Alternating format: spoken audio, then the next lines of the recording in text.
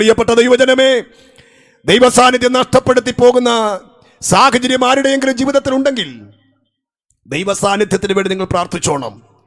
ഈ ലോകത്തിലെ സമ്പത്തോ ഈ ലോകത്തിലെ പ്രതാപങ്ങളോ ഒന്നും നമുക്ക് സമാധാനം തരികയില്ല. ദൈവമുള്ളവരായി ജീവിക്കണം. നാസ്തികനായിരുന്ന നിരീശ്വരവാദിയായിരുന്ന വോൾട്ടയർ, അദ്ദേഹം ഒരു കാലഘട്ടം വരെ ദൈവമില്ല ദൈവമില്ല ദൈവമില്ല എന്ന് പറഞ്ഞ് അവസാനം വരെ ദൈവമില്ല എന്ന് പറഞ്ഞു. അദ്ദേഹം നരകിച്ചാണ് തൻ്റെ അന്ത്യനാളുകൾ. അവസാനം താൻ പറഞ്ഞത് ഇന്നത്തെ ചരിത്ര രേഖയിലുണ്ട്: മനുഷ്യനും എന്നെ കൈവിട്ടു, ദൈവവും എന്നെ കൈവിട്ടു. ആര് പറഞ്ഞതാണ്?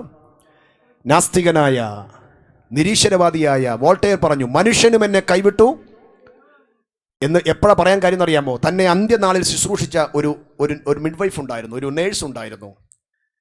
ഇദ്ദേഹത്തിൻ്റെ ആ അന്ത്യനാളുകളിൽ ഇദ്ദേഹം മരണവെപ്രാളം കാണിക്കുന്ന ഒരു പൈശാചിക രൂപത്തിലായിരുന്നു. അവസാനം ഈ സഹോദരി, ഈ നേഴ്സ് പറഞ്ഞു, എനിക്കിനും ഇദ്ദേഹത്തെ ശുശ്രൂഷിക്കാൻ പറ്റില്ല. എന്നിട്ട് ആ നേഴ്സ് ചരിത്രരേഖയിൽ എഴുതിപ്പിച്ച ഒരു കാര്യമുണ്ട്: യൂറോപ്പിലെ മുഴു സമ്പത്തും എൻ്റെ പേരിൽ എഴുതി തന്നാലും ദൈവമില്ലാത്തവൻ്റെ മരണ നിമിഷം സാക്ഷ്യം വഹിക്കാൻ ഞാൻ ഇല്ല.